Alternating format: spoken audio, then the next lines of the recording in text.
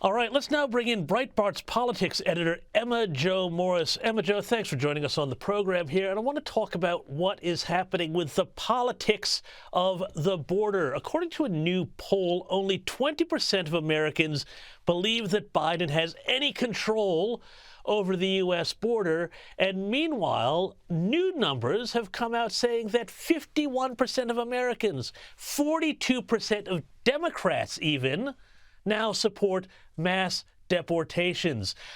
This seems to have shifted massively on the left and on the Democrats now, who are faced with the prospect of saying, no, it's okay. We'll just keep having sanctuary cities and bankrupting budgets and the crime and the dysfunction and everything else that goes along with it. What is happening politically with all of this, Emma Jo Morris? Yeah, that was a fascinating poll that came out this morning. It was almost hard to believe when you first read it. But if you actually think about it and you know the demographics of the Democratic Party inside the United States, you see in the news media, if you're an observer of American politics and you think about the Democratic Party, you think exactly what you just said. The sanctuary city, coastal Democrats that live in the cities and, love illegal immigration because diversity is our strength, and they also appreciate the House help. But actually, the Democratic Party is more diverse than people realize. You also have blue-collar Democrats who are mostly found more toward the interior of the country. And those people tend to occupy lower skilled jobs. They sometimes, don't have a university degree. And that is a significant cohort of Democrats. You have them in Michigan, Ohio, Kentucky, around the Rust Belt in the South, where these people are really understanding what illegal immigration means because their wages are being chopped in half. Because they have people who are basically just coming in willing to do the same jobs for less money, willing to do the same jobs for cash. So those people are Democrats too, and I would imagine that those are more of the people who are realizing that actually maybe mass deportations aren't such a bad idea. They're still Democrats, but they're not the Democrats at Columbia University lawn. Yeah. Well, we'll talk about those guys in a second. But just on that question with the cities, your outlet Breitbart puts out all sorts of stories, covers very well a lot of the mayhem that goes along with this illegal migration crisis, from petty crimes to much more hideous stuff. And that predominantly hits in a lot of these cities that once were Democrat strongholds. Now, I've heard people say these places are never, ever going to go and wind up voting for a Republican.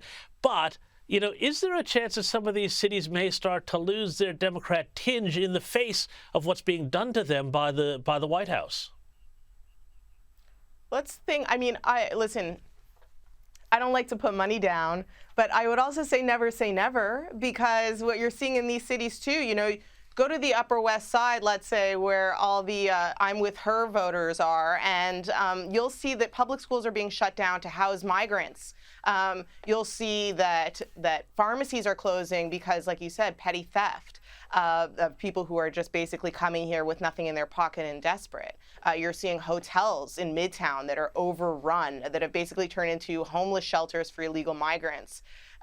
This is getting out of control in these blue cities, and I think that there are a lot of people who like to be, polite at dinner parties and not mention this in public, but maybe when they're one-on-one in the voting booth, they're going to start thinking about what their cities and what their areas look like and what kind of place they want to raise their kids in. These people are engaging in society just like the rest of us, and it's impossible to miss. It is impossible to miss, especially, I live in New York, especially in a place like New York.